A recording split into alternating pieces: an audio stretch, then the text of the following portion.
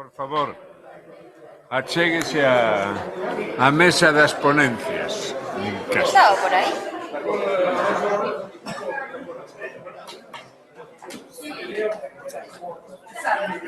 Aí ven.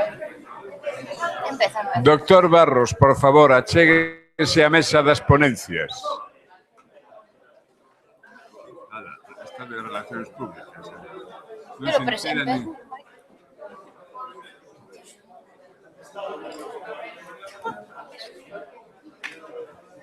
Empeza ela, ademais, creo. Sí. A ver, era o terceiro aviso para o doctor Barros, Bueno, agradeces que haxe esta deferencia. Pero deixenme saludar. Querido. Nada por ningún lado, este soy yo. Oye, Vou un coche, si se queres, levo. eu teño medo non chegar ao tren. Non te preocupes, vamos juntos. E de paso quento as orellas. Ben, boas tardes, queridas amigas, queridos amigos.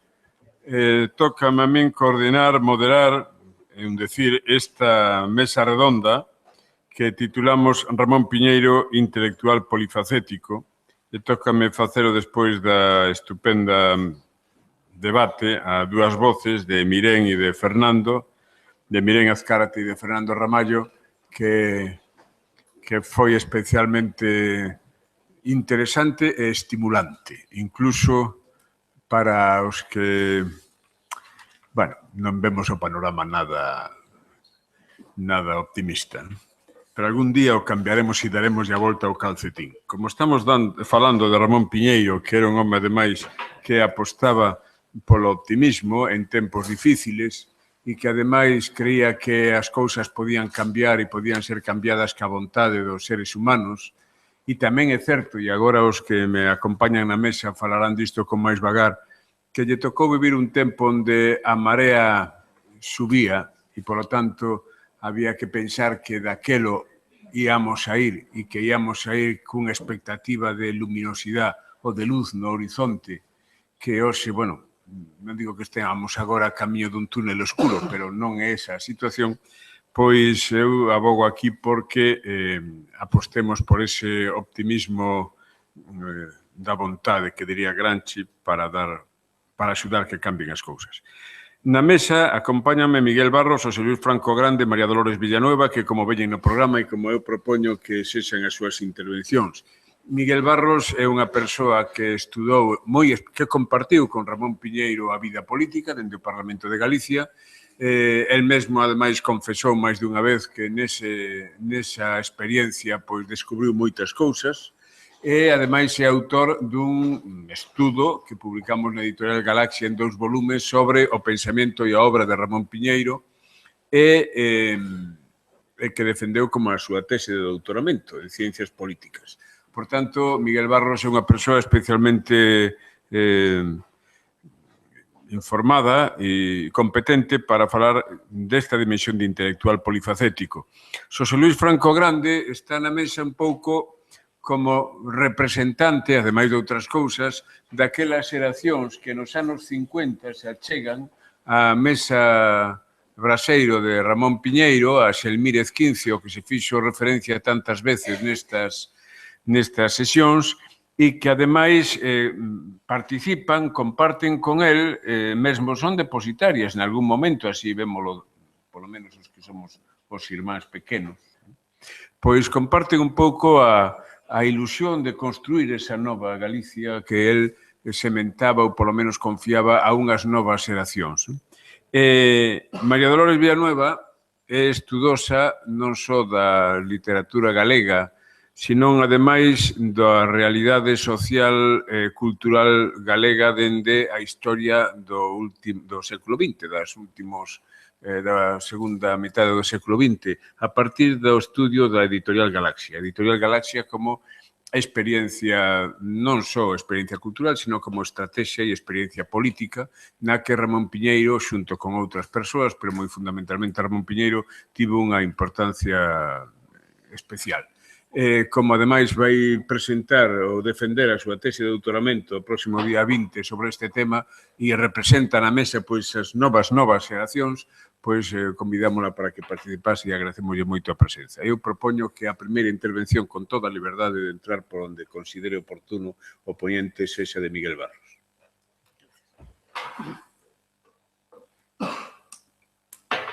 Bueno, realmente é para min unha tranquilidade que comenzases destacando o feito de que o meu punto de vista casi se desprende pola miña propia biografía teña que ser político. E é político por convencimento profundo. Eu estou aquí exclusivamente por política.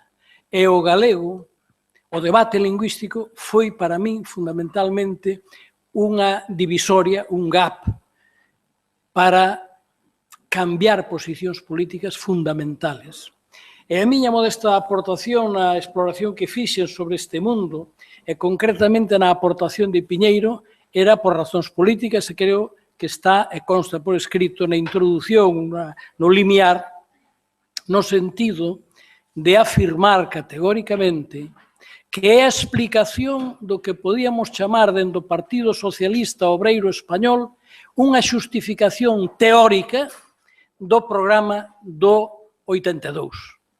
Cando se produxo a incorporación dos independentes ás listas do Partido Socialista, como é notorio, esta mañán fixose eco delo o propio Alfredo Conde, houve unha reacción política do estamento intelectual, fundamentalmente.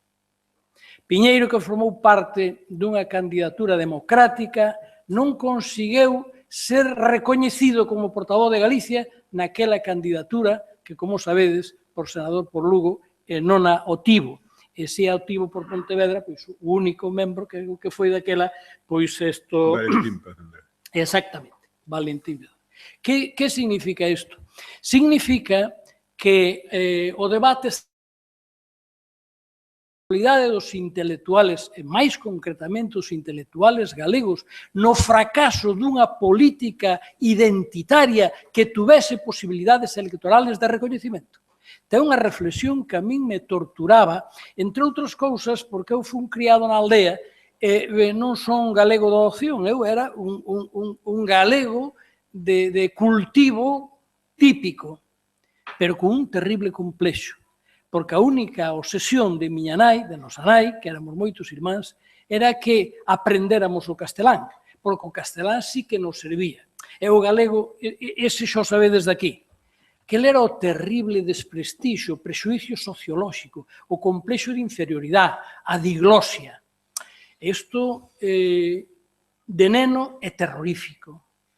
E de adolescente e xoven tamén é mortificante.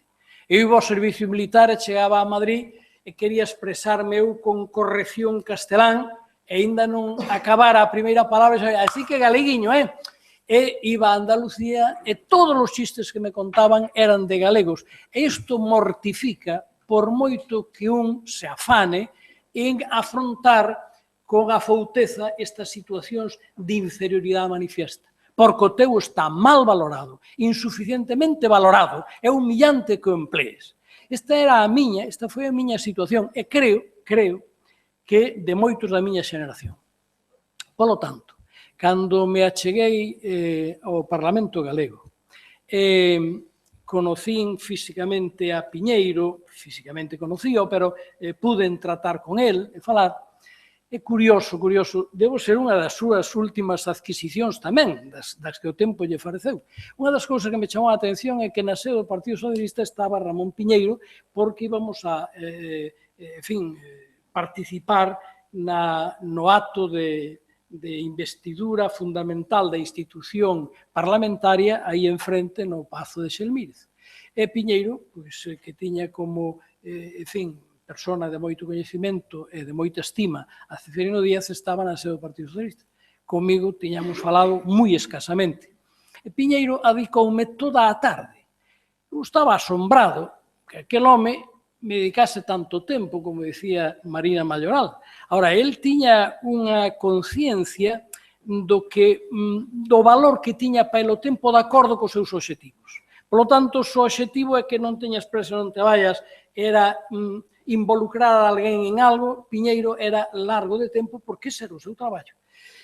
Salindo da sede do partido, Piñeiro acompañoume pola acera ata lonxe, e eu marchei para a casa, despois de haber falado todo o que el me pideu e todo o que me preguntou e todo o que eu desexaba saber, fume para a casa cunha sensación extraña. Por primeira vez, unha persona que por posición e rol intelectual, en fin, político, cultural, para min, indiscutiblemente, pois era unha persona de autoridade. E habían prestado unha atención desusada.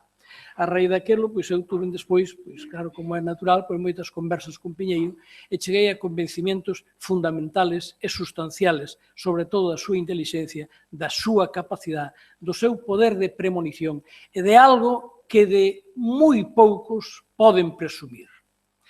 Avizorar no futuro cal pode ser realmente a nosa sorte colectiva. Porque Piñeiro, a grandeza del, é fundamentalmente que a súa preocupación era unha preocupación por un suxeto colectivo.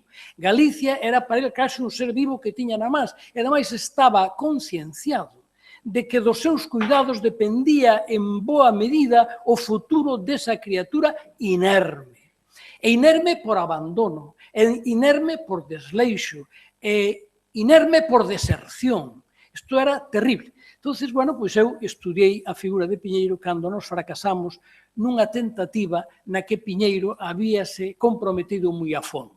Dado que non podo ter partidos propios en Galicia, que sería o que unha sociedade normal houvese eclosionado, entonces terei que procurar que os partidos de ámbito estatal que haxa, polo menos, teñan unha sensibilidade de cara a este suxeito colectivo insuficientemente defendido por forzas propias. O fracaso do PSG é algo coñecido, entonces ele encariñouse moito con Ceferino Díaz e cos socialistas que procedían daquel PSG unha vez que se descompuxo para garantizar que esa sensibilidade fose respetada do Partido Socialista. El, como home inteligente, previsor, sabía que os resultados electorales tiñan que ter no Partido Socialista unha referencia electoral importante e non a iban a ter desa magnitud nos nacionalistas, por simplificar, porque, entre outras cousas, os electores apenas os conocían. Conocíos a tona da sociedade galega. Conocíanos os medios de comunicación da sociedade galega, os críticos, os intelectuales, pero non os votos que dan maiorías e, polo tanto, autoridade democrática para tomar decisións. Isto Piñeiro tiño clarísimo. Esta mañán, Torres Queiruga facía unha referencia á definición brillantísima, poética, sublime, de Otero Pedrallo respecto a Piñeiro. Piñeiro era realmente lume frío. É dicir, estaba animado por unha pasión contagiosa, pero era dun cálculo. A súa teoría é a función do límite. A precisión que ele tiña nesas cousas era dun pensador serio e profundo. Por iso eu quería facerlle o mínimo homenaxe dese primeiro tomo o seu pensamento arrincado única e exclusivamente de textos fundamentalmente manuscritos. E incluso no tempo en que el, por estar moi mal dos ollos, facía unha letra grande, entre outras cousas, porque tiña dificultades para expresarse con signos de menor tamaño. Por lo tanto, Piñeiro sí tiña clarísimo que a salvación de Galicia era a salvación da súa cultura, era a salvación do seu idioma. E mentres que no País Vasco unha atopa ao estudiar a guerra civil e ao estudiar a posguerra, que os vascos tiñan perfectamente ganada a batalla política, e a solidaridade financiera, e o agarimo, e a fortaleza do liderado de Aguirre eran extraordinarios, en Galicia tiñamos unha figura que simbolizaba ese mismo mito do liderado, pero, outra vez máis, era seguida fundamentalmente solo por unha minoría de intelectuales e de iniciados. E despois aqueles continuaron mirrando na emigración e no desterro. Entonces, claro, realmente non hai comparanza cando os monárquicos queren ganar a vontade política do PNV para incorporarse a aquel pacto que estaba agromando cos socialistas, intentan convencer a un dos membros da clase pudiente da industria vasca, dicíndolle non te preocupes, que se sacamos adiante esa alternativa ao goberno de Franco, os teus intereses e a confiscación dos teus bens que che fixo o goberno fascista vanche a ser devoltos. É curioso. O gran financiero, espoliado polo franquismo, foi a ver rapidamente a José Antonio Aguirre para informalo. Mira, non só pretenden levar adiante o pacto, é que pretenden comprarnos. Claro, ao ler ese tipo de exemplos, pois realmente non se pode sorprender de que os vascos estén hoxe estudiando e aprendendo un idioma que ao poñelo aquí un non ten nin remota idea do que pode significar ningunha das súas palabras. Pero é que, Coldo Michelena, con isto acabo, prometo, eu non son un lume frío, eu son un lume que queima pero arde pouco. Coldo Michelena é unha das figuras máis suxestivas, porque é un mito romántico, é un mito do que, nacendo no ámbito do nacionalismo vasco, ten que ser militante do PNV e ten que ser un sindicalista da ELA. E se as cousas se poñen mal, ten que ser un gudari. E se as cousas se siguen poñendo mal, é condenado a morte. É exactamente igual. Pero salido de aí, con esa mesma voluntad extraordinaria, ponse a estudiar. E aquí ven un milagro outra vez curioso. É que Antonio Tobar, un dos fascistas máis convencidos, intelectualmente convencido, el ven de Alemania sendo un nazi perfecto, non hai dúda, el mismo convence, el mismo o confesa. Pero queda tan fascinado pola capacidade singular de Coldo Michelena para a lingüística e os idiomas que non para hasta que o leva, como ben sabemos, a Salamanca. Esta mañán o dicía aquí Pedro Echenique. E cando volve Coldo Michelena ao País Vasco, dice, nós só precisamos recuperar este idioma en forma que poida ser utilizada por todo o mundo e, polo tanto, cos dialectos, eso está moi estudiado, eu non vou a insistir neso, sin a idea, porque era a mesma que de Piñeiro. Faremos un idioma unificado, devolveremos a sociedade e iso tirará cunha universidade moito máis. Ele acababa sempre con unha reflexión que vos vou a ler tamén dunha carta. Si tuviera que indicar brevemente cuál es la causa principal de la pobreza del ambiente intelectual de aquí, diría, creo que sin equivocarme mucho, que esta se debe sobre todo a que nadie reconoce la autonomía de lo cultural.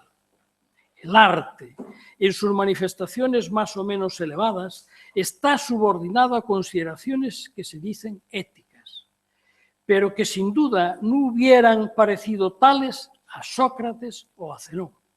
La ciencia, a la técnica y a la economía, el cultivo de la lengua, a prejuicios, seguramente salté una, pero que sin duda no hubieran parecido tales a Sócrates o a Zenón. La ciencia, a la técnica y a la economía, el cultivo de la lengua a prejuicios sentimentales y políticos muchas veces absurdos. Es decir, era tamén no fondo Michelena un home de lume frío, quería que pensar non tuvera, por suposto, ámbitos de límite intelectual algún, e que estas reflexións non tuveran nunca un pé forzado, e que sin esa autonomía, sin esa libertad absoluta para pensar, non podía haber nin cultura nin futuro. Eso insistía moito nelo. Solo ao final, para significar unha vez máis que o político seguía tendo para Coldo Michelena unha importancia absoluta, ainda que toda esta correspondencia que eu teño aquí e que agora está nos archivos, só hai que facerlle unha petición insistente ao goberno vasco e as súas autoridades culturales e que nos deben a correspondencia de Piñeiro para despois elaborar un tomo no que se vayan recuperando estas parcelas do esforzo extraordinario que fixeron aqueles pioneiros e que, entre outras cousas, a nosa propia dignidade de paisanos, de corregionarios, de demócratas e de persoas interesadas polos bens da cultura, temos todavía con eles. A mí sorprendeume atopar unha carta que, en principio, pois non estaba dirixida a Piñeiro. Hasta que alín non acabei. A carta estaba dirixida ao director dunha editorial chamada Seminarios e Ediciones S.A., que editaba un libro de Paulino Garagorri, que, como ben sabemos, pois, en fin, é un dos albaceas intelectuales de Ortega, responsable eu penso que a edición das súas obras completas, polo que eu teño visto na revista Occidente, e que, polo tanto, era un personaxe políticamente moi significado e ideolóxicamente moi vinculado á personalidade de Ortega. Entonces, esta mañán, cando Pedro Echenique sintetizaba as características da personalidade de Koldo Michelena, aludía á responsabilidade. Koldo sabe que non se pensa impunemente, porque eu entendo que pensar non existe se non hai comunicación do que se pensa. Por escrito ou de palabra, pero para que quede constancia ten que ser, obviamente, por escrito. Entón, Michelena dice, nin se pode falar a fume de carozo, nin se pode escribir indolentemente sin pensar nas consecuencias do que un escribe. Entón, ele fai un xuicio sobre Ortega que a mí me deixou estremecido. Fue el maestro por antonomasia, si no estoy equivocado, quien en uno de sus prólogos para papanatas franceses o ingleses de la rebelión de las masas estampó, junto a la expresión de su admiración por Chamberlain, que los acontecimientos se apresuraron a justificar aquella sentencia lapidaria. No se esperará de mí que vaya a ser tan ingenuo como para dar mi opinión sobre la guerra española. Sé que al citarle de memoria no hago justicia a su prosa, pero prosa o no prosa, jamás se ha escrito nada tan cobarde, tan indigno, injurioso para millones de personas que, de mejor o peor gana, se veían envueltas en un conflicto atroz sin que nadie les tendiera el puente de plata, gracias al cual el maestro le pudo seguir doliendo España a cientos o miles de kilómetros de distancia. Conflicto atroz que no se olvide, a cuya preparación contribuyó, y mucho, no digo que no lo hiciera con la mejor intención, el lejano maestro. Isto sorprendíame porque todos sabemos que non fai ni siquiera un ano Gregorio Morán puxo no mercado un libro singular, el cura e los mandarines. Antes deste tiña outro libro tamén duro, El maestro en el Erial, dedicado fundamentalmente á figura poliédrica, desde o punto de vista político, de Ortega y Gasset. Hai unha coincidencia e unha aproximación importante entre a versión e o retrato que fai Gregorio Morán e esta confesión lapidaria íntima, porque vai dirixida, obviamente, a Ramón Piñeiro, de que desde a Liga para a Educación Cívica, pasando pola Asociación al Servicio de la República, pasando polo seu destierro voluntario, pasando polo feito de que houbo que optar, e obviamente os seus fillos estaban voluntariamente combatindo no exército de Franco. Entonces, Koldo Michelena dice, o maestro por antonomasia ten nesto tamén responsabilidade intelectual. Ten unha confesión que, como se ve, é fruto dun disgusto terrible que lle produce a edición de Paulino Garagorri, que se titulaba La tentación política. Entonces, isto vai incluído, inmerso, nunha reflexión máis amplia, pero próxima, isto sería unha ilustración concreta, da responsabilidade dos intelectuales na política, positiva ou negativa. A valoración de Ortega está hoxe tamén en Almoneda, no durísimo enfrentamento dialéctico que hai e que xa ten dado lugar tamén a tesis doctorales, curiosamente da Pompeu Fabra, e que significa a que ven a afirmación de que existían falangistas liberais? É verdade e pódese defender que Antonio Tobar, Pedro Laín Entralgo realmente eran falangistas liberales? Existen fascistas liberales? O debate intelectual que precedeu o conflito das armas non pon con toda crudeza e evidencia que as ideas teñen consecuencias. Non hai que atender ao peligro de que na política as ideas son munición, son realmente munición que ten consecuencias terribles e atroces. Despois de estudiar o que foron os prolegómenos da Guerra Civil, un pode chegar á conclusión de que un pensamento tan pesimista e realmente tan negativo da conduta daqueles intelectuales explícanse na formulación concreta que lles dá Koldo Michelena.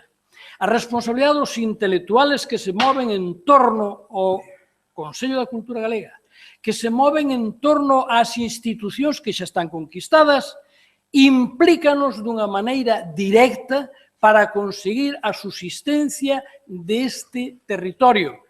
Non ten problema o territorio, como decía Otero Pedrallo, non ten, pero sí ten, se nós queremos que esta entidade teña unha formulación e estrutura xurídica que nos dé a categoría para que realmente, como suxeto colectivo, poidamos ser tidos en conta. Koldo Michelena estaba alineado, obviamente, nesa escuadra de intelectuales responsables e comprometidos. Piñeiro tamén. Este é o meu punto de vista. Nada máis, moitas gracias.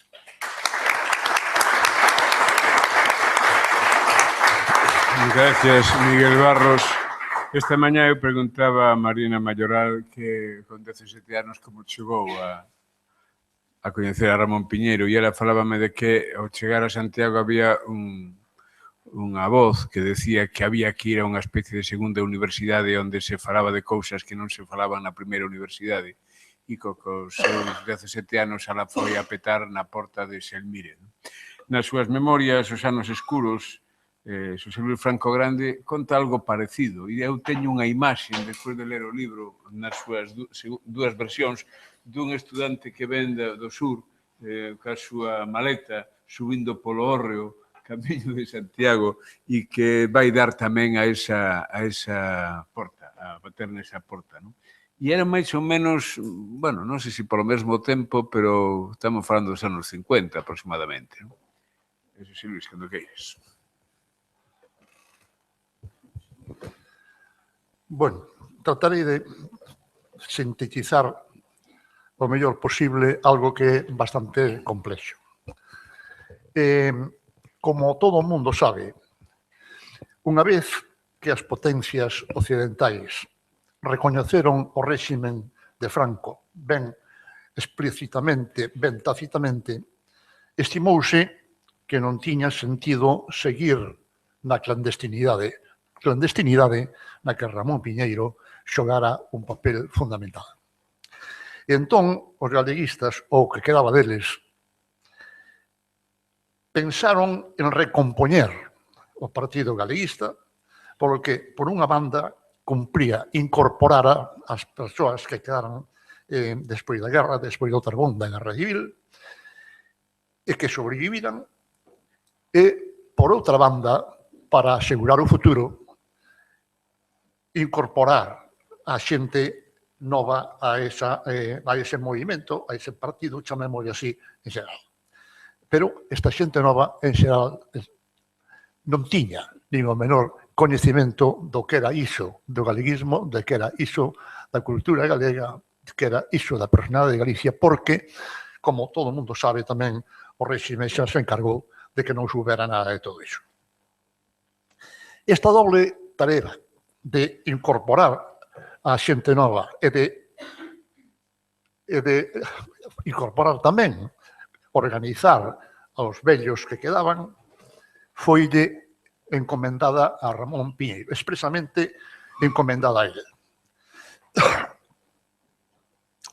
Ese é o motivo polo que Ramón Piñeiro, no inicio xa da década dos 50, non sei se no 50 ou no 51, se instala en Santiago, porque Santiago era a única cidade galega onde había universidade. E hai que recoñecer que a súa actividade axiña deu o seu fruto, pois téndose instalado en Santiago alrededor do ano 50, 4 anos despois, había xa un grupo galeguista na universidade do que eran cabezas visibles Ramón Lugrís, que xa non era estudiante, era uns 4 ou 5 anos maior que nós, Gonzalo Rodríguez Mourullo, brillantísimo estudiante, Xosé Manuel Beiras, tamén moi brillante alumno da Facultade de Dereito, como Mourullo. Os tres, ademais, eran coñecidos pola Lugrís polos seus artigos na prensa local sobre política exterior e europeísmo. Estamos no ano 50 e tanto, 54. Era xa coñecido polos seus artigos sobre política exterior e europeísmo. Mourullo, porque era autor xa dun libro publicado, feito que lle daba un carácter de autor consagrado, e Xosé Manuel Beiras, moi coñecido polos seus comentarios sobre música na prensa compostelana con ocasión de música en Compostela e outras eventualidades. Alrededor deses personas que podemos considerar cabezas máis visibles, había un nutrido grupo de rapaces como Manuel Vidán, Rubal Moás, Gustavo Balboa, Perejil, Gustavo do Campo, Carlos Bariñas, Concheiro Camaño, grupo que logo nos fomos incorporando outros como Méndez Ferrín, Ramón Lorenzo, Vázquez ou López Nogueira. De maneira que xa en 1957 podíamos presentarnos en público organizando un ciclo de conferencias no Círculo Mercantil de Santiago que veu ser a exteriorización do grupo máis alá das aulas universitarias. Exteriorización que se levou a outras cidades galegas como Betanzos e Vilagarcía. Nunha destas, creo que en Vilagarcía, foi prohibido. Otero Pedrallo anunciou na proclama con que se iniciou aquel ciclo de conferencias asegurando que coidaba que estaba presenciando unha anunciación. Algo que anunciaba unha nova mocidade a que estaba reservado, decía don Ramón, chegar a onde os demais non soubemos chegar. Moi generosa a súa cousa, pero o seu olfato, o seu fino olfato decatouse de que ali empezaba a pasar algo. Ramón Lugrís, que acaba de falecer hai uns días, era persoa na que Piñeiro se influía, se valía para influir neste grupo. Piñeiro, é curioso, esta maneira de actuar del. Nunca, supoño que por razón de idade, nunca interviu directamente na universidade. Non pegaba que un home xa de 40 anos que tiña xantón, estuvese facendo un labor de proselitismo, un labor de aproximación. Isto facía Ramón Lugrís, pero os fíos estaban en Xelmírez 15 cuarto. Isto sei non moi ben, porque é unha experiencia que eu vivín en carne propia. Ramón Lugrís era unha persona moi cordial, de moi bo carácter, que podía limar as estridencias dos máis novos e que, por ser dunha idade ligeiramente superior, podía actuar como orientador ou como cabeza máis visible do grupo. Pero o seu contacto con cada un de nós era persoal e directo. Non houve nunca, naquele entón, un adoctrinamento colectivo. Hubo despois. Sabía moi ben que cousas nos interesaban a cada un de nós e tamén interesarse por elas ou facilitarnos material ad hoc. A mí, por exemplo, facilitoume algunha publicación francesa sobre o europeísmo e tamén algún libro de literatura. Ou seja, que o mesmo sistema que utilizaba Piñeiro para interesarse por cada un de nós era o que utilizaba Ramón Lurís. Era unha especie de relevo que se facía en ellos. Ramón Lurís relevaba a actividade de Piñeiro nos medios universitarios. En certa maneira, podíase dicir que, en certa maneira, era un liberado, no sentido de que por non ter naquel momento da súa vida ninguna ocupación concreta, podía dedicar todo o tempo a unha actividade como a que desenvolveu por aqueles anos, hasta 1957, data en que obtén unha plaza de locutor-redactor na BBC de Londres. A partir dese momento, tocoume a min sustituílo neste labor de organizar un pouco as cousas. Chamémoslle así. Pero, ao mesmo tempo, ese labor moi directa e persoalmente facía Piñeiro por toda Galicia. Aquí, ao revés da universidade. A universidade non facía nunca este labor, pero polo resto de Galicia, iso facía directamente e non só polo resto de Galicia, senón e a isto dedicoulle un tempo, moito tempo, cos exilados do exterior, cos que estaban nos Estados Unidos, cos que estaban en outros sitios, non só nos Estados Unidos. Isto era o que eu teño chamado que era a actitud fundamental de Piñeiro naquel momento, foi a de animar. Era o animador da cultura galega, o animador da espiritualidade galega, digamos, nun momento moi difícil, nun momento verdadeiramente facareño. Tense dito, e eu creo que é certo, que a indiferencia da sociedade galega era por entón máis negativa aínda que o réximen, que a represión do réximen. Porque el sabía comunicarnos o alento da fe, cuidando sempre de comunicarnos, sempre que daba unha volta por Galicia adiante, a idea de que todo o mundo estaba animado e traballando. Esta frase a min repartiuma en un montón de cartas que están aí para publicadas.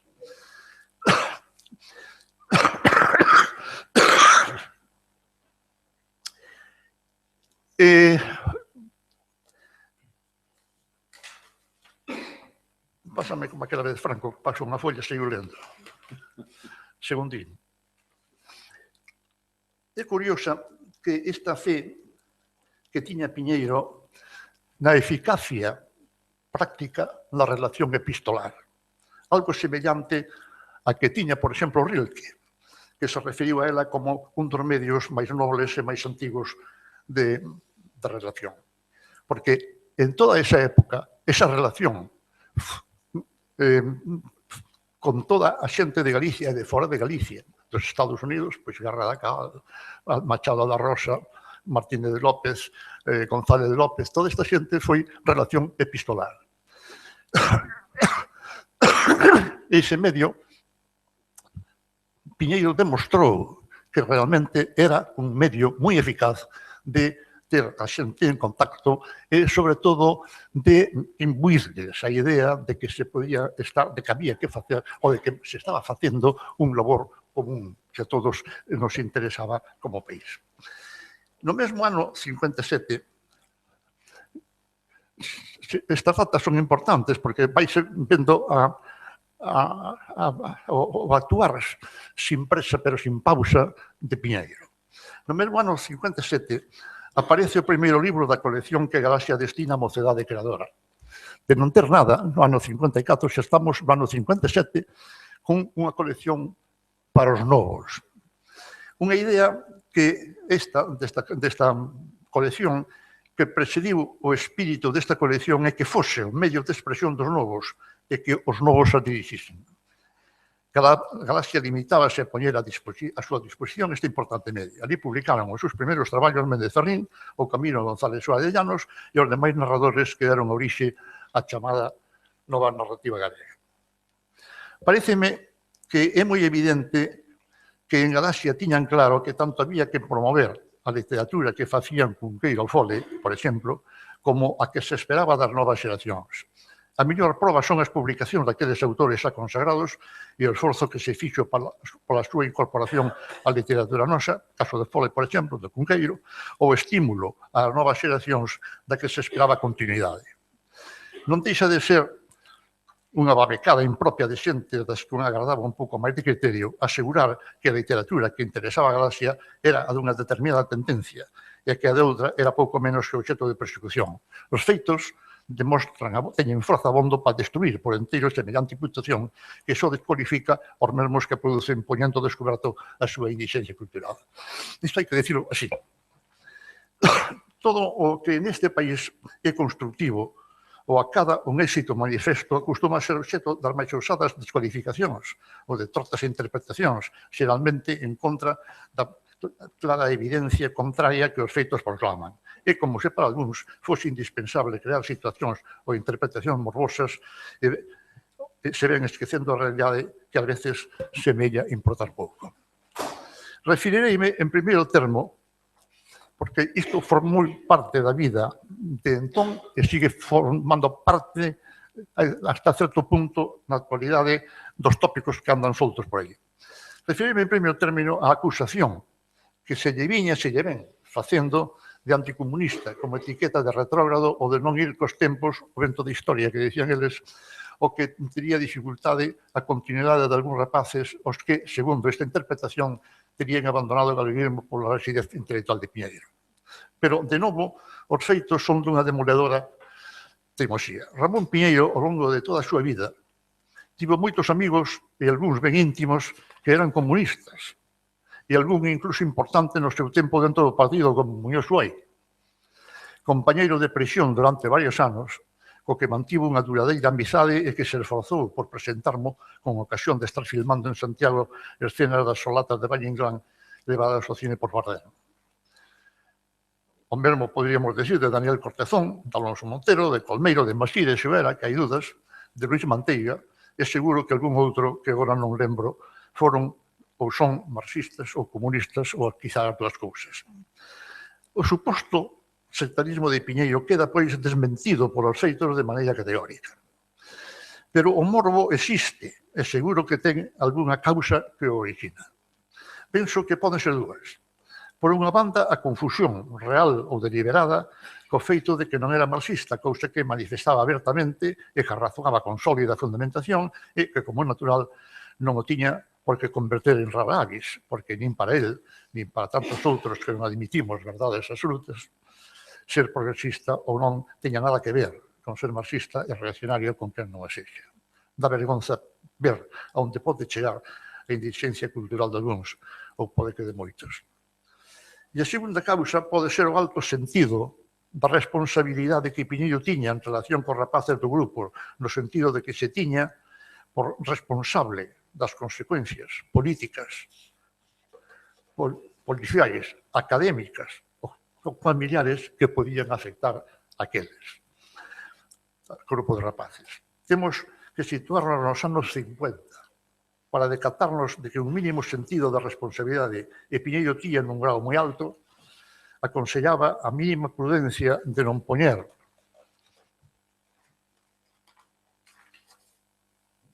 dificultades a cada un en particular e o grupo no conxunto, pois conviña ter moi claro o que valía a pena e o que só podía dificultar o labor dos demais. Era prudencia, por demais, Miguel Barros, no seu documentado libro sobre o pensamento de Piñeiro, tamén o entendeu como obrigada prudencia de quen se sabe responsable das persoas que pode comprometer coas súas ideas. Menos mal que a veces neste país tamén hai xente que pensa. Se sumamos esas dúas causas, que non era marxista cando todo o mundo era sin ler, tras lido a Marx, iso non me importaba, o que era moi prudente diante das actitudes, o que era moi prudente diante das actitudes elegantes das revoluciones antes, e se añadimos o morbo que algúns precisan para vivir, quizá temos xa abondo para que o morbo medre se espalle a rebente. O máis churrusqueiro, porque é churrusqueiro do caso, é que as críticas que Piñeiro facía do comunismo, e facías, non eran moi distintas das que facía Khrushchev, das que fixo Khrushchev no 20 Congreso do Partido Comunista de Aarhus en 1956. Pero ese documento é un documento que produce sono, é un lino, pero creo que me dormí un par de veces. Ese documento é demasiada cousa para estas cousas tan líricas e morbosas que lle gusta a xente. Pero hai que ter cuidado con estas cousas porque estamos calumniando, estamos desfigurando a realidade con estas cousas. Eu refiro máis por iso, porque me preocupa que se desfigure a realidade.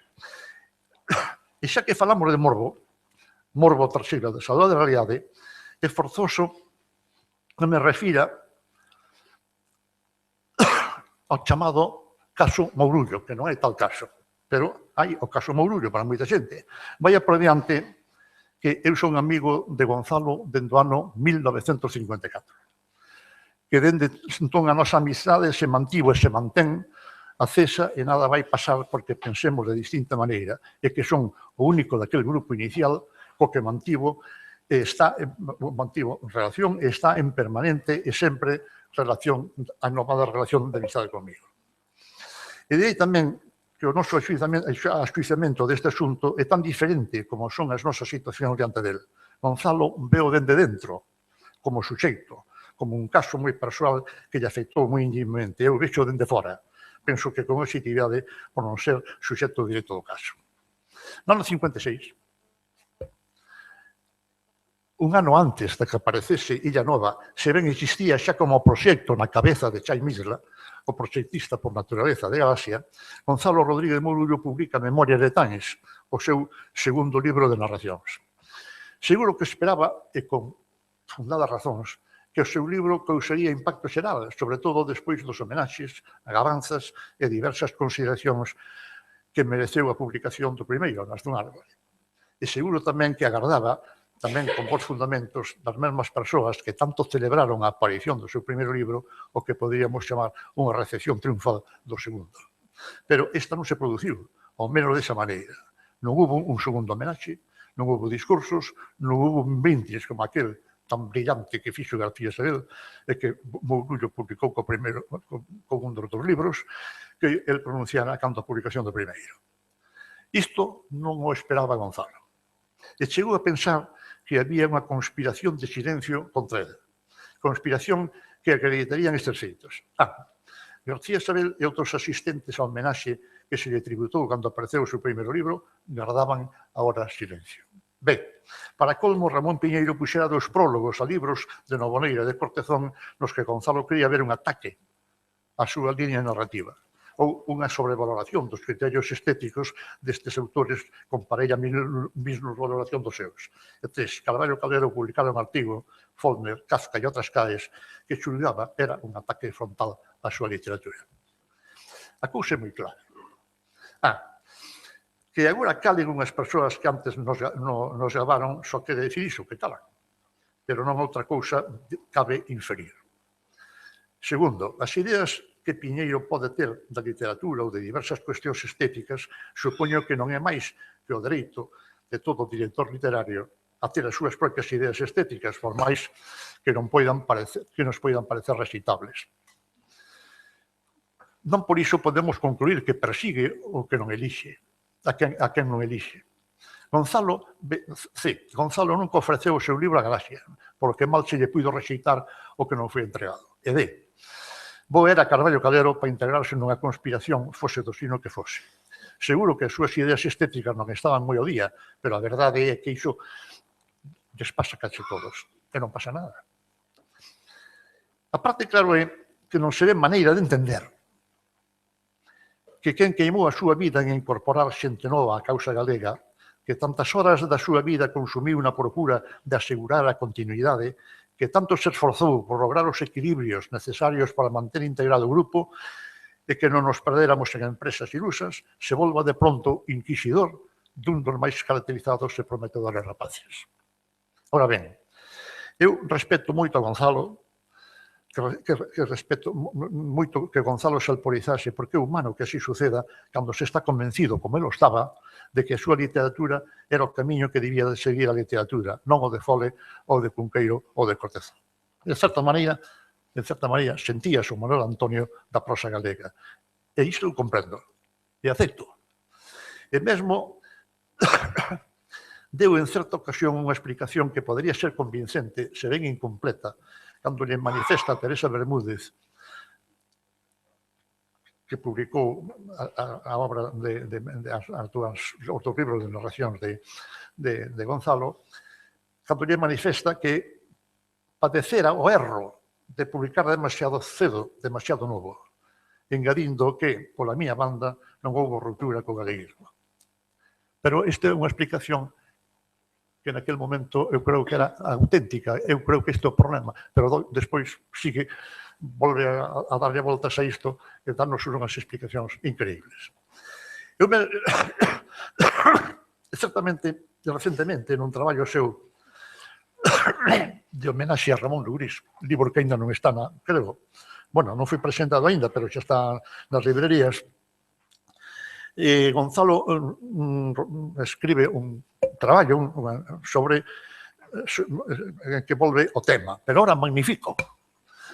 No que, ademais, do que xa coñecido e resumidamente exposto, avanza que incluso se intentou, nunca di quen, obstaculizar ou impedir o seu acceso ás cátedras da universidade. Isto sí que xa me sorprende en persoa tan afeita á interpretación dos feitos e da realidade. Se sinala como aparece a Piñeiro ou a García Sabel, habrá que interpretar a quen sinala, xa que non a fai, non puido escoller peores mediadores co poder, porque un e outro, por diversas causas, nin tiñan poder ningún no ano 56, nin tampouco estaban en situación de exercer unha suposta influencia. Piñeiro viña de saída da prisión por razóns políticas e estaba sometido a control policial. E García Sabel ningunha actividade académica nin política exercía a marxe do exercicio privada da medicina.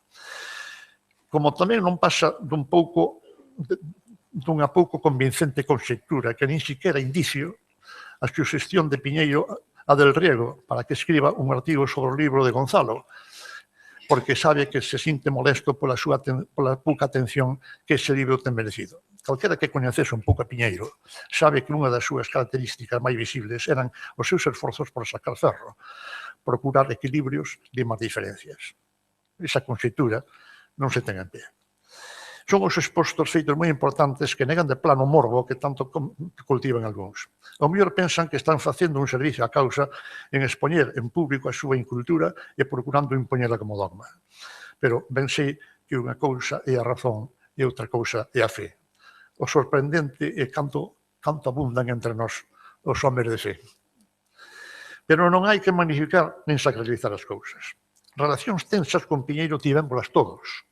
Eu entre eles, ás veces verdadeiras treboadas, pero sempre tivo a serenidade de xuicio e a capacidade de comprensión para esquecer o que ao cabo non era importante. Sabía moi ben porque tiña unha capacidade de comprensión ilimitada e unha sabedoría humana por riba de calquera dúbida que por unha routada non pode ser valorado unha persoa, sobre todo cando foi amasada e cocida esa amistade en tantos anos de ilusión.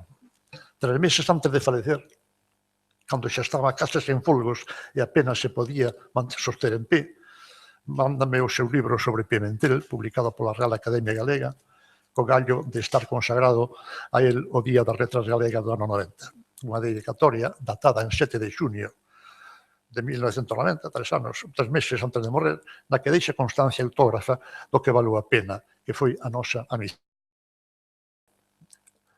E di, en homenaxe, di a dedicatoria a unha amizade máis fonda e máis firme que ao paso do tempo. Esta foi, para min, a derradeira lección do mestre. Como xa tiño exposto noutras ocasións, aqueles rapaces os espallanen polo país adiante, cada un seguiu, como non podía ser de outra maneira, o seu camiño profesional, a súa línea ideolóxica, e fixo a elección de partido que mellor lle pareceu. Isto era o que ele chamaba ser un país normal. Galicia tiña que ser un país normal. Pero todos coincidiron no seu galeguismo, como demostra o feito indiscutible de que tiveron unha presenza activa no proxecto creación e desenvolvemento das distintas asociacións culturais que na década seguinte apoiaron por todo o país galego. Feito sen comparanza, nunca visto entre nós, como non pode descoñecer calquera que teña un elemental coñecemento da evolución da nosa moderna conciencia de país.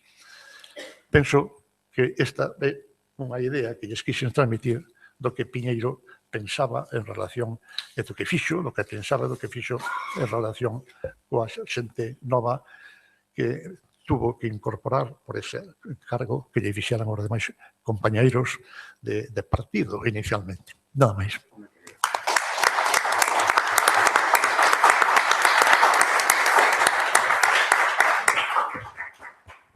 Ben, pois cerra gracias Xosé Luis Franco Grande e cerra a palestra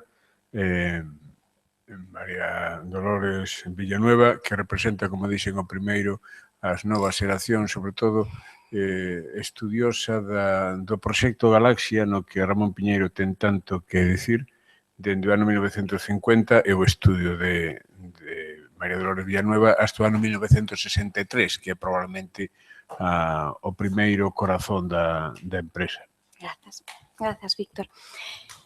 Ben, intervir nunha mesa redonda, en último lugar, sobre un tema tan amplo, ten o perigo de dicir o mesmo, aínda que eu, a diferenza de Miguel Barros e de Franco Grande, non teño a experiencia, non o coñecín, nin o crucei nunca, e, por tanto, para min é un persoeiro da nosa historia, o que accedo a través de fontes documentais e tamén de impresións, como as que foron xurdindo hoxe, ou as que, ás veces, cando me dá o meu director de tes, Enrique Monteagudo, ou outras persoas ás que accedo en busca doutras claves, non? Ramón Piñeiro foi un intelectual polifacético, pero máis que por ter cultivado diferentes rexistros, eu creo que o foi por alentar a que outros o fixesen, pois a súa obra non é moi ampla e cínguese ao ámbito ensaístico da traducción fundamentalmente, pero sendo así, a súa figura é imprescindible para entender a cultura galega da segunda metade do século XX.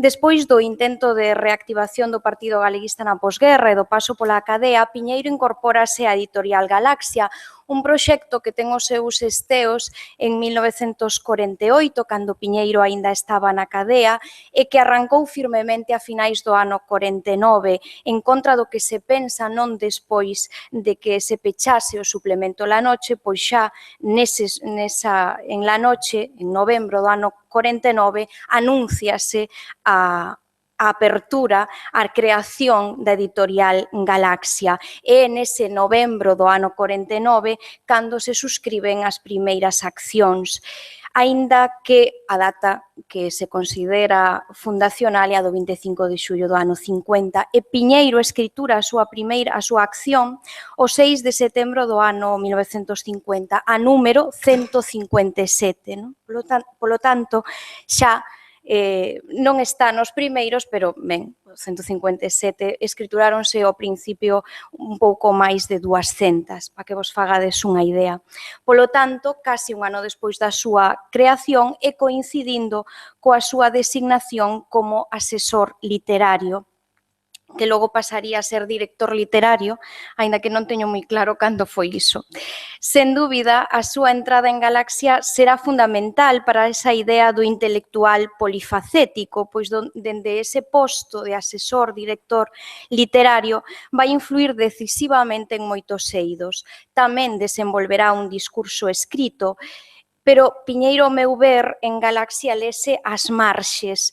Certamente inaugura o primeiro número, por exemplo, dos cadernos da colección Grial, co seu artigo Significado metafísico da saudade, notas para unha filosofía galaico-portuguesa. Inaugura filosofía en galego e o primeiro dos artigos. Vai ter unha enorme repercusión para ben e para mal. Eu creo que todos máis ou menos coñecedes o que este artigo provocou, se non falámoslo despois, porque creo que non imos moi ben de tempo. Piñeiro foi arquitecto do sistema literario, sendo moi firme no criterio filolóxico como linde do campo, pero tamén naquelas liñas poéticas, narrativas, ensaísticas que el consideraba que cumpría por en valor. Piñeiro foi arquitecto e delineante, pero tamén foi o obreiro do proxecto, como foron outros. Pero el escribiu, por exemplo, anónimamente os editoriais da Revista de Economía de Galicia, ata que colle o relevo Xosé Manuel Beiras. A aposta pola mocidade, por Franco Grande, por Beiras, por Ferrín, por Ramón Lorenzo, foi decisiva nesa primeira etapa, como foi tamén o asalto ás institucións. As institucións non por a necesidade de estar nas institucións, ou quizáis tamén, pero porque eran institucións como a Real Academia Galega que estaba nunha situación pois en mans de xente como de fascistas ou de xente que nada tiña que ver co idioma, a creación doutras como a Fundación Penzol, o Padroado Rosalía de Castro. Só enumerar as facetas darían para consumir os 15 minutos que teño. Por iso quixen escoller unha liña que é a da traducción para que vexamos ao Piñeiro visible ou invisible. O visible é o que xa ten falado moito do traductor, sobre todo da Silva, esa idea de que era necesaria a traducción de obras para arrequecer a lingua, para non buscar as obras universais ou non as ler a través doutras linguas. Entón, ese simbolismo das traduccións era moi importante para a Galaxia, como xa o fora para a xeración Nós. En esa tarefa, ese Piñeiro, traductor visible, pois traduce da esencia da verdade, traduce o cancioneiro da poesía céltiga,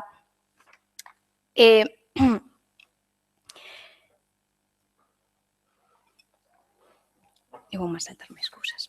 Traduce, polo tanto, poñendo nome e apelidos. Traduce, sobre todo, con Celestino Fernández de la Vega, non? E teñen outras cousas que non chegan a saír por problemas coa censura, por problemas derivados de dereitos de autor, que non interesan agora neste momento, non?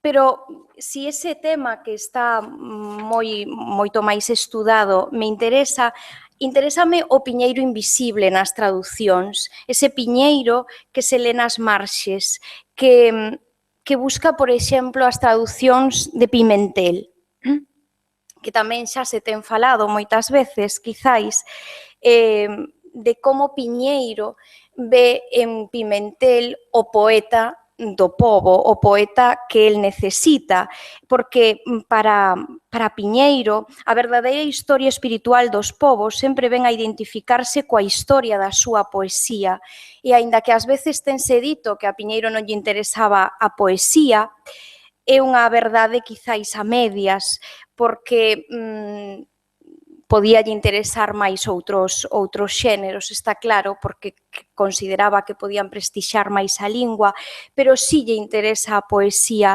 nesta vertente, e si vai buscando moi conscientemente os poetas que lle serven para cumprir este cometido. E aí está Pimentel. E o curioso de Piñeiro é que el fai de Pimentel un gran poeta sen que Pimentel escribise nada. Creo que tiña 2 poemas, cando el fala en artigos e artigos e artigos de que Pimentel era o gran poeta galego, e Pimentel non tiña obra, ou non tiña obra publicada. Vai publicar triscos posteriormente, pero que xa digo que ten artigos anteriores, o que me interesa é que nas cartas vese como Piñeiro é traductor invisible, é un dos traductores invisibles de algún dos poemas de Pimentel.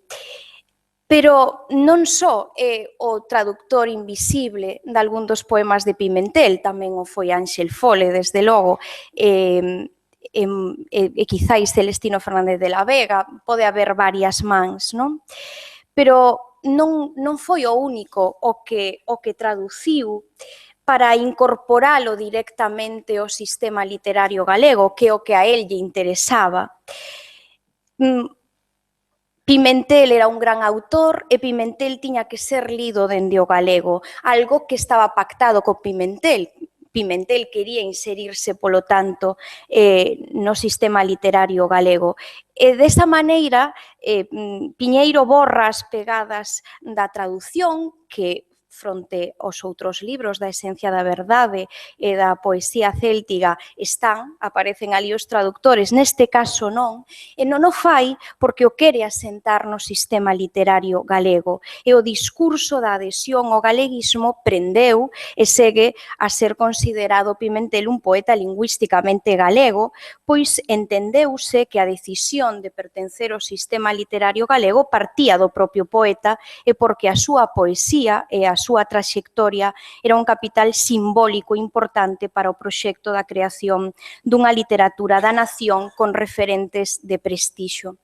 Si Pimentel é un caso que máis ou menos é visible, un caso en que non o é, creo eu, é o de Rolf Carballo. Rolf Carballo, que era unha personalidade científica naquel Madrid de posguerra que alternaba con aqueles liberais falanxistas, que non lle gusta o termo a Miguel Barros, nada, pero que así nos entendemos. Esa é unha polémica para outro día. Outro día, pero que Rolf Carballo estaba aí, alternaba con eles.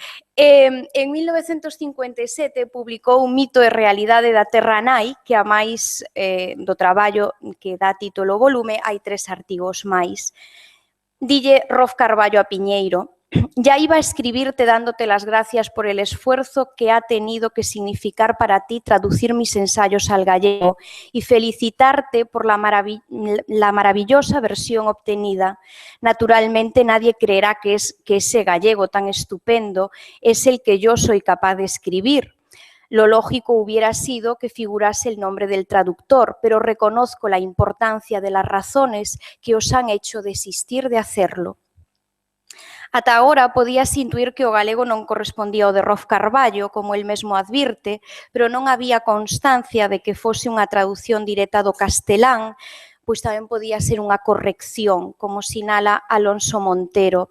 A cuestión queda dilucidada agora, non? Coa chega da carta, pois non hai dúbida de que Piñeiro foi o traductor, malia que descoñecemos as razóns porque nos falta a carta de Piñeiro, pero con todo non é difícil imaginar que motivos levaron a Piñeiro a non asinar esa traducción, que serían os mesmos, por outra banda, que os que levaron a omitir a traducción de Pimentel. Sen dúbida, crear no imaginario colectivo a idea de que un médico da altura profesional de Rolf Carballo escribía en galego os seus ensaios científicos daba prestixio a Galicia, daba prestixio ao galego, algo que o autor pareceu entender e quixo colaborar á difusión desa idea. Porque Piñeiro tiña moita autoridade ou poder, gusta máis o da autoridade que o de poder, pero certamente podemos incluso falar do poder no sentido de Galbraith, no último, non? Cando di que hai un poder condicionado que se exerce modificando as crenzas sociais e nestes casos non se advirte a sumisión, pois a verdadeira autoridade consiste en conferir poder a outros para que actúen. E eu creo que é un pouco o que fai Piñeiro nestes casos, porque tanto Pimentel como Rolf Carballo asumen os principios do grupo de maneira natural, os principios de Piñeiro, pois entenden que é o correcto e que é o xusto.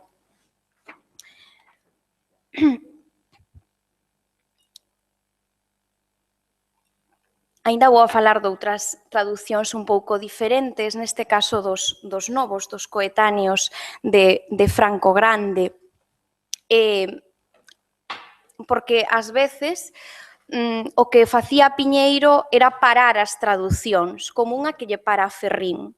Poucos anos despois, dentro da mesma colección Illa Nova, publicou Ferrín O crepúsculo e as formigas, o número 5, e publica no número 8 Arrabaldo do Norde. O crepúsculo e as formigas foi un libro escrito en Madrid na súa época de Brais Pinto, que mostra un escenario pois sórdido, cheo de personaxes que viven nas marxes e onde a violencia ou a morte mostra a súa crueza.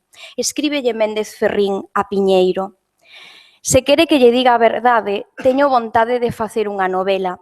Isto para min e para todos os que comezamos entregándose o conto é moi difícil. Teño que cambiar moitas cousas na miña cabeza: estilo, conceito da narración, ritmo. A técnica non lle teño medo. Teñolle medo a ter que dicir en 300 folios o que o mellor ía ben dito na metade ou menos. Teño un libro de contos, moito mellor co Percival, titulado O crepúsculo e as formigas.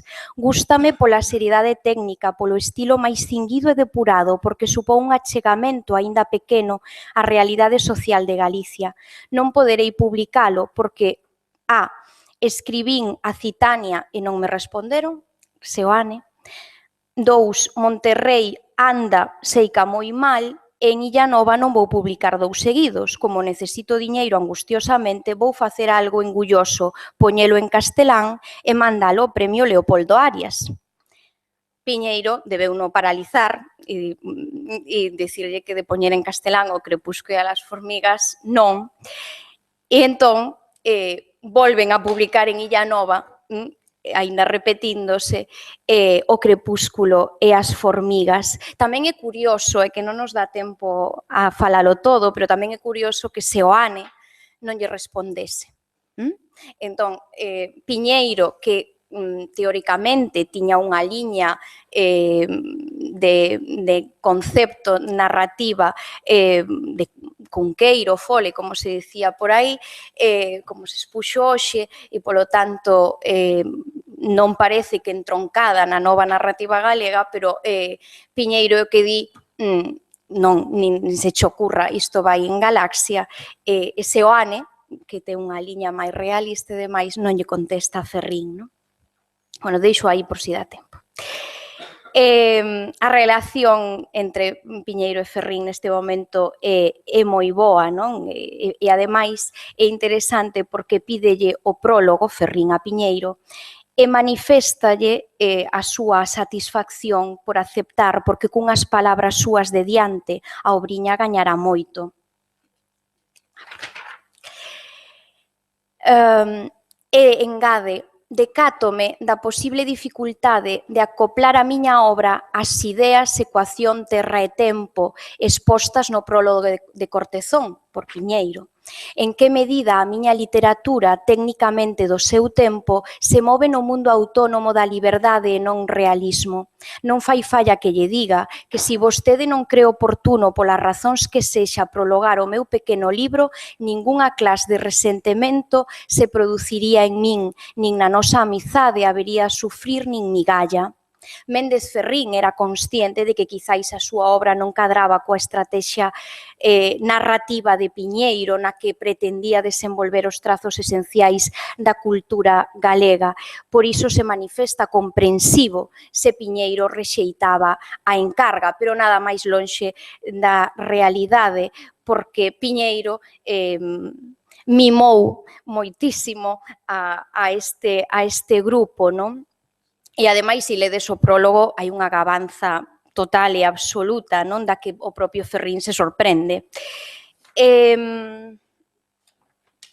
Vou a dar un pouquiño para adiante. Si esa traducción a paralizou, hai outra que a motivou, que Suárez Llanos, a de Suárez Llanos, que aquí nomeou Franco Grande, non?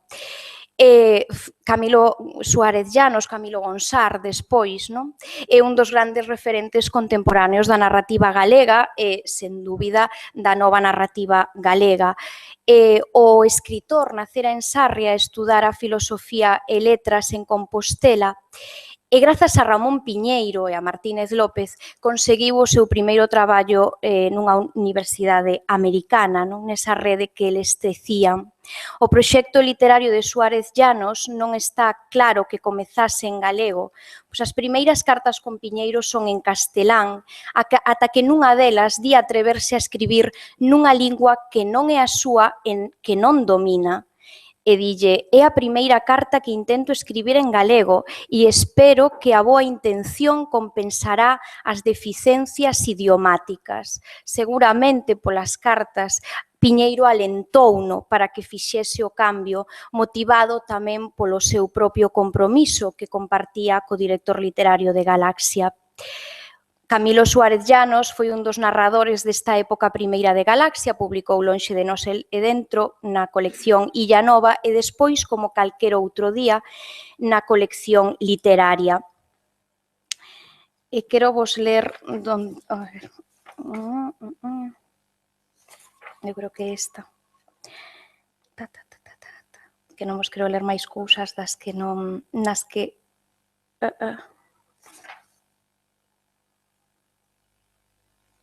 Aquí, escribo esta carta para facerche a consulta seguinte. Eu teño unha novela longa escrita de máis de 300 folios e pensei que polo seu escrito como por detalles máis accidentales, por exemplo, o que señan galegos os seus personaxes máis representativos, cadraríalle ben poñela en galego. En castelán sería, en certo modo, unha novela máis, mentras que en galego tería, paréceme a min, verdadeira novedade. Pero para que non perdese a actualidade, conviña publicala canto antes. Ben, pois aí volve a estar Piñeiro, alentando a que poña, ademais hai varias cartas, non? A que poña esa novela en galego, ese como calquer outro día, que nace en castelán e que sería Piñeiro que por detrás consegue que Suárez Llanos faga a súa proposta en galego, que Suárez Llanos traduza e que publique a súa proposta de narrativa en galego. E vou a deixar estas cousas para simplemente dialogar con Franco Grande ao final e falando desta nova narrativa galega que inaugura certamente Mourullo e que como ben dixo Franco Grande, Mourullo nunca lle ofreceu os seus libros a Galaxia, como el mesmo di, aínda que Beiras diga o contrario, creo que o di aínda no último número de Grial, no penúltimo número de Grial, pero Gonzalo afirma que non é certo, que el nunca lle ofreceu o libro a Galaxia, e só quería apuntar algunhas cousas o que dicía Franco Grande, que eu creo que vos tamén contribuístedes a iso, porque eu creo que nas memorias ti contas que se separa de Piñeiro, pero en realidade Mourullo separouse do grupo, porque nunha carta do propio Franco Grande dío así, non? Dío a Piñeiro nesa época que Mourullo naquel momento xa está separado tamén deles, e ti, eu non trouxen esa documentación, pero ti mesmo na carta dice que anda nas juventudes socialistas e anda por aí, e de feito, cando organizades no ano 57 as conferencias do Círculo Mercantil, que é unha cousa vosa, o gran ausente xa é Mourullo, é dicir, a rivalidade ou a distancia eu creo que non é só con Piñeiro, sino que con Piñeiro, con Ferrín, con Ramón Lorenzo, co propio Franco Grande, é dicir, que nese momento producese esa ruptura.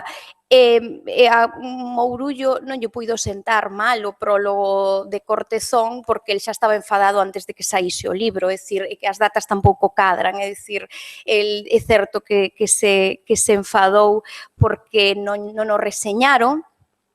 É certo tamén que naquel momento eles non tiñan ningunha columna fixa, pero podían o facer, está claro, pero é certo que compite naquel momento co libro de Ángel Fole e eles volcanse no libro de Ángel Fole en detrimento do de Mourullo, e quen realmente aparece molesto, eu creo que o pai de Mourullo, que nas cartas vese, non, como o conflicto sae co pai de Mourullo, que consideraba que o seu fillo non estaba o suficientemente valorado polo grupo. García Sabel, que o brinde é do segundo libro, é dicir, aparece ese brinde que di el no seu segundo libro de García Sabel, mandan de enviado especial a facer paz, pero xa a cousa estaba dada a volta. Pero eu sospeito que estaba dada a volta xa non por iso, sino porque Mourullo andaba noutras cousas. E bueno, simplemente quería decir que eu escollín o da traducción para facer unha liña do moito que fixo Piñeiro e que non se ve, é dicir, partindo da traduccións visibles e de todo que achegou o sistema literario galego e que non se ve, pero se escollera outro aspecto, o resultado sería o mesmo, porque Piñeiro neste momento impregna o todo e quizáis non escribiu moito, pero influiu moi decisivamente nun discurso literario, na consagración de autores, na saída de libros, teceu unha rede moi sólida e moi ampla en número, pero tamén en diversidade. Por iso foi capaz de chegar a tantos lugares de maneira ás veces invisible, pero quizáis non o foi tanto porque hoxe estamos aquí e somos quen de velo en moitos lugares e quedan aínda moitos outros, porque certamente Piñeiro foi un intelectual polifacético.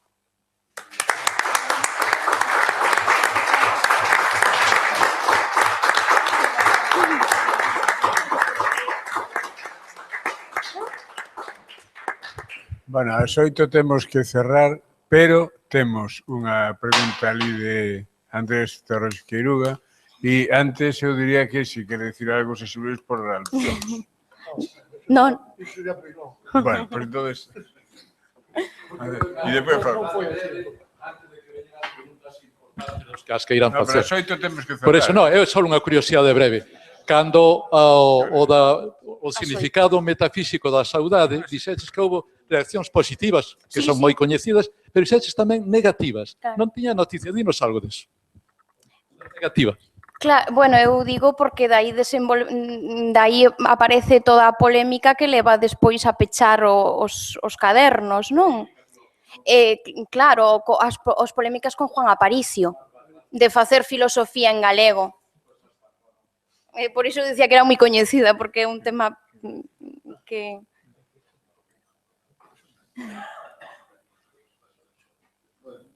Eu creo que Víctor ten que pensar agora, pero só un apunte ultra rápido.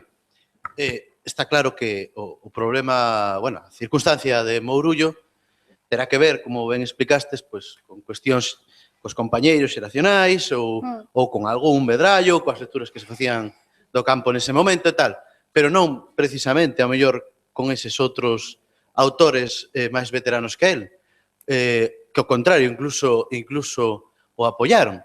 Un dos primeiros textos que escribe na súa vida, que me corrixa Franco Grande, senón, e ti mesma, que é especialista, González Mourullo, escribe na revista Vamos, do Colexio Peleteiro, de Santiago, e é unha recensión gabanciosísima de A Luz do Candil, de Fole. Sí. O sea, que o problema non é Mourullo co Fole, No, co Bugueiro, é a vivencia deses momentos, claro. esas, vamos a chamar, sas competencias, ou como queiras, pero non ten que ver cos outros, creo, Non, e que Mourullo agora nega que el tivese que el nunca pasou, el foi unha vez, creo que me dixo, a mesa camilla, bueno, dubido moito que el fose unha vez a mesa camilla porque Piñeiro xa fala del con que cheguei á casa de tal e hai un rapaciño ali que ten 12 anos, o sea, que o coñece desde que é un pequeno e ademais está nas reunións, na primeira reunión, eu creo, que do ano 53, que fan en Calo con un representante de Buenos Aires, o representante das mocedades e Mourullo.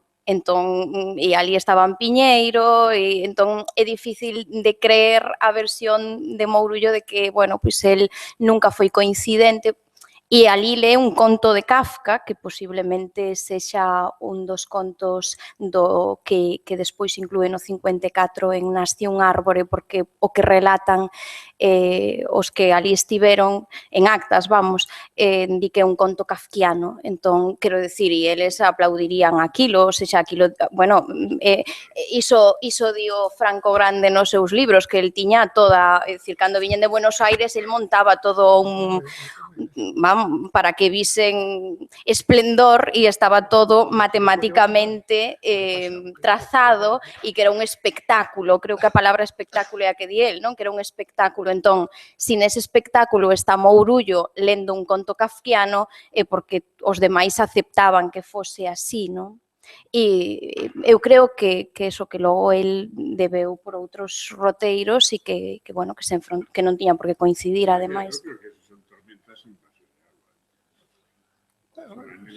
O que se alimentou moito. O problema é unha Alguén o alimentou porque vive disso. Claro, pero efectivamente, non é nada. É un berrinche que se colleu el, porque ele é moi amigo meu, pero eu teño capacidade para valorar as personas. Gonzalo tuvo sempre un ego moi inflado, e tiña que ser o primeiro sempre. Tiña que ser o primeiro.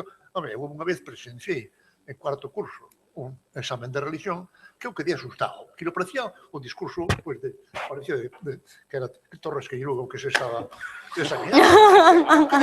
E xa cando o Silva, creo que era o canónigo aquel, se le puxera ali matriculado, non, se lle preguntando porque aquel día non era así.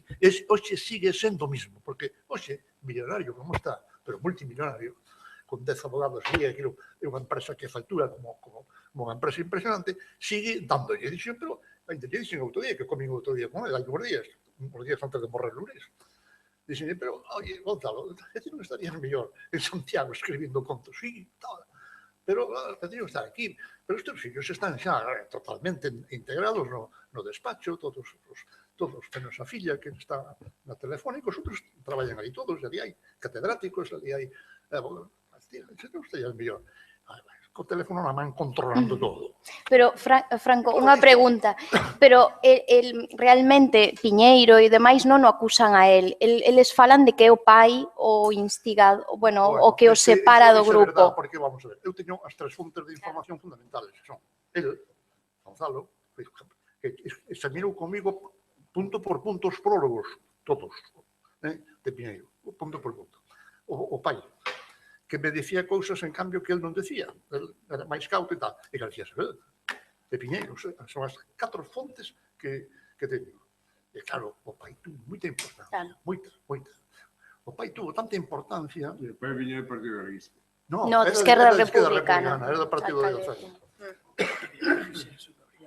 Por iso. Bueno, ese é un programa que, desde o meu punto de vista, non vale nada. Non vale nada. O que pasa é que creo que moita xente se dedicou a modificar unha cousa que en contra de Piñeiro. Claro, iso é un morbo como un morbo da CIA, de decir Piñeiro da CIA, tontería dese calibre que non se teñen. Cando Michelena pide autorización de Piñeiro. Eu saquei isto aquí a relucir porque, bueno, a mí non valía a pena sacarlo, non? Pero dice, bueno, é que me molesta, coño, a mí molesta, faixa falta de... do libro que eu de arriba abaixo que máis veces porque sinto orgullo. Señores, hasta aquí chegamos.